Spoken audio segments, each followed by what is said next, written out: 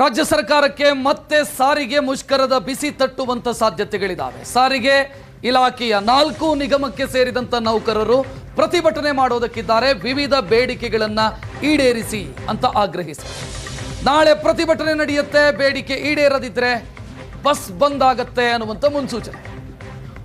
ಬೆಂಗಳೂರು ಚಲೋ ನಾಳೆ ಡೆಡ್ಲೈನ್ ಅನ್ನು ಕೊಟ್ಟಿದ್ದಾರೆ. ಸಂಜೆಯವರೆಗೂ ಕೂಡ ಟೈಮ್ ಇದೆ, ನಮ್ಮ ಬೇಡಿಕೆಯನ್ನು ಈಡೇರಿಸಿ ಅಂತ.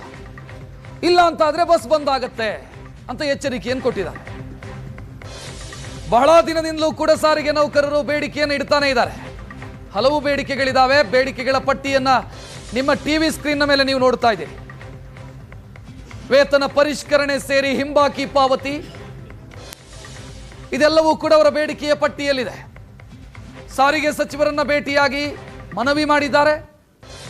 ಆದರೆ ಇಲ್ಲಿ ತನಕ ಅವರ ಬೇಡಿಕೆ ಈಡೇರಿಲ್ಲ. ಮತ್ತೊಂದು ಕಡೆ ಸಾರಿಗೆ ಇಲಾಖೆಗೆ ರಾಜ್ಯ ಸರ್ಕಾರ ಶಕ್ತಿ ಯೋಜನೆಯ ದುಡ್ಡನ್ನು ಪೆಂಡಿಂಗ್ ಇಟ್ಟಿದೆ. ಸಾರಿಗೆ ಇಲಾಖೆಯು ಅಸಹಾಯಕ ಸ್ಥಿತಿಯಲ್ಲಿದೆ. ಈ ಹಂತದಲ್ಲಿ ನೌಕರರು ಪ್ರತಿಭಟನೆಗಿಳಿದಿರೋದು. ಇವರ ಮನವೊಲಿಸೋದಕ್ಕೆ ಸಾಧ್ಯ ಆಗತ್ತಾ? ನಾಳೆ ಸಂಜೆಯವರೆಗೆ ಸಮಯ.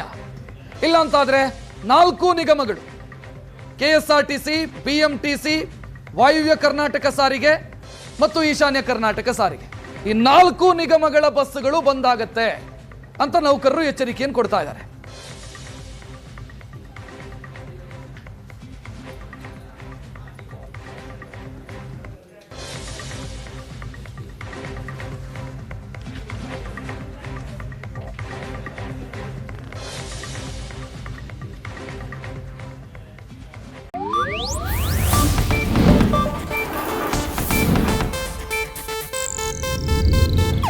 ಇದು ಏಷ್ಯಾನೆಟ್ ನ್ಯೂಸ್ ನೆಟ್ವರ್ಕ್ ಪ್ರಸ್ತುತಿ.